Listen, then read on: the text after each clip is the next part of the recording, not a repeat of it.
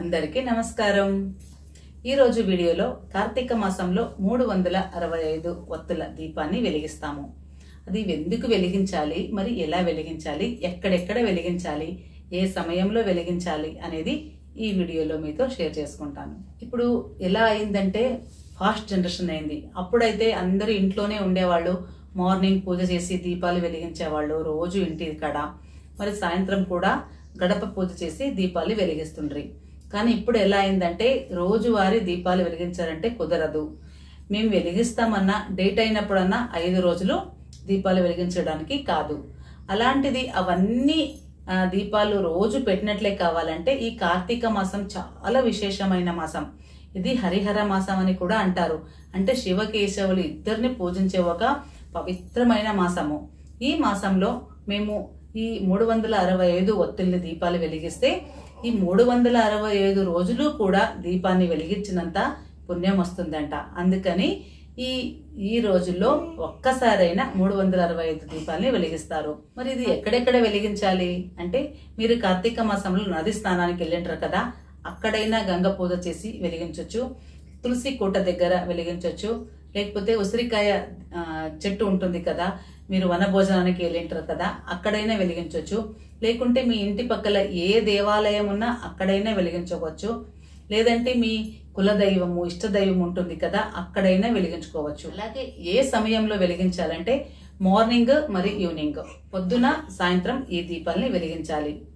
ఎలా వెలిగించాలి అంటే 2 ప్రణతలు తీసుకోండి। ప్రణతల్లో ఒక రోజు ముందే మీరు ఎప్పుడు పెడతాం అనుకుంటారు కదా దీపము, ఒక రోజు ముందే వాటర్ లో నానేయండి। తర్వాత ఒక గంట అయినాక తీసి ఎండబెట్టి దాంతో పాటు 365 వత్తులు కూడా తెచ్చుకోండి। ఇప్పుడైతే అన్ని పూజా సామాన్ల అంగట్లో 365 రెడీమేడ్ బత్తులు దొరుకుతున్నాయి, అది తెచ్చుకున్నా సరే మీకు అది తెచ్చుకోవడానికి వీలు కుదరలేదంటే నేను ఎలా చేయాలి ఇంట్లోనే అనేది ఒక వీడియో చేశాను, దాని లింక్ డిస్క్రిప్షన్ లో ఇచ్చింటాను, అక్కడ చూడండి। మీరు రోజువారీ వత్తులు పెడతారు కదా, అవైనా మీరు 365 కౌంట్ చేసి పెట్టుకోవచ్చు। ఏదైనా ఒక రెడీ చేసుకొని మీరు ఫస్ట్ ఇది నెయ్యిలోనే వెలిగించాలి। అందుకని కొద్దిగా నీళ్లు వేడి చేయండి, డైరెక్ట్ నెయ్యి ఎప్పుడు వేడి చేయకూడదు, పూజకి వాడేది ఒకటే। కొద్దిగా వాటర్ వేడి చేసేకి అందులో ఒక గిన్నె పెట్టి మీరు తెచ్చిన నెయ్యి పోయండి। ఆ నెయ్యి అంతా కలుగుతుంది కదా, కరిగినాక ఒక గిన్నెలో కానీ ఏ దాంట్లో అయినా ఆ ఒత్తి పైన వేసి పెట్టాలి। 1 డే బిఫోరే ప్రణతి రెడీ చేసుకోవాలి, ఇది కూడా రెడీ చేసుకోవాలి। ఎందుకంటే మీరు 1 డే బిఫోరే నానబెడితే చాలా బాగా మండుతుంది అనమాట, అందుకని।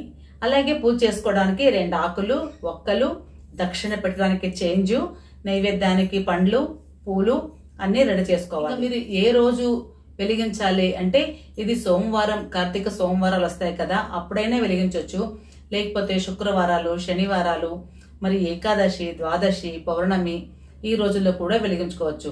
ఈ రోజుల్లో మాకు కుదురుపాటు కాదు అనుకుంటే ఈ కార్తీక మాసం నెల రోజులు కూడా చాలా విశేషమైనవి, ఏ ఒక్క రోజైనా మీరు వెలిగించుకోవచ్చు। డేట్ ఒకటే అయిండరాదు, డేట్ అయింటే ఈ దీపాలు పెట్టుకోవడానికి రాదు। మీరు ఎక్కడ వెలిగించాలి అనుకుంటారు కదా, అక్కడ ఇంటి దగ్గర తులసి కోట దగ్గర అనుకోండి, డైరెక్ట్ గా దీపం పెట్టకుండా ఆ ప్లేస్ కి క్లీన్ చేసుకోవాలి। క్లీన్ చేసుకొని కొద్దిగా పసుపు నీళ్ళేసి అదంతా అలకాలి, అలికినాక దానిపైన అష్టదళ పద్మ ముగ్గు వేయాలి। బియ్య పిండితో వేస్తే మంచిది, బియ్య పిండి లేకపోతే ముగ్గుతో అయినా వేసుకోవచ్చు। వేసుకొని దానికి పసుపు కుంకుమతో అలంకరించి పూలు పెట్టి బాగా రెడీ చేసుకోవాలి। తర్వాత అది ప్రణత ఉంటుంది కదా, ఆ ప్రణతలకి పసుపు కుంకుమతో కూడా అలంకరించుకొని దానిపైన పెట్టాలి, దాంట్లో ఈ ఒత్తుల్ని పెట్టుకోవాలి। తర్వాత ఒక్క దక్షిణం పెట్టి నైవేద్యానికి చాలా వరకు అయితే పులిహోర మరియు ఇది పెసరపప్పులతో గుగ్గిళ్ళలాగా చేసి పెడతారు। ఎందుకంటే అందులో ఇంతే మనం నైవేద్యం పెట్టామన్నా ఎన్ని కాళ్ళు ఉంటాయి కదా, అందులో ఇప్పుడు పులిహోర ఇంత గిన్నె పెట్టామన్నా ఎన్ని మెతుకులు ఉంటాయి అంటే 365 దీపానికి 365 రోజు కూడా నైవేద్యం పెట్టినట్లే అనుకుని అవి పెడతారు। మీకు అవి చేయడానికి కుదరకపోతే పండ్ల గాని, పుట్నాలు, బెల్లం కానీ, చక్కెర గాని ఏదైనా నైవేద్యానికి పెట్టాలి।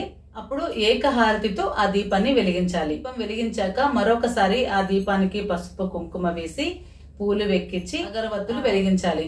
కొంతమంది అయితే కాయ కూడా కొడతారు। మీకు దీపం వెలిగించాక మీరు చేతిలో అక్షంతలు పెట్టుకొని మీకు ఏదైనా ఇష్టార్థాలు ఉంటాయి, కోరికలు ఉంటాయి, కోరుకొని దీపం పెట్టిన కదా దాని ముందు అక్షంతలు వేసుకొని నమస్కారం చేసుకోవాలి।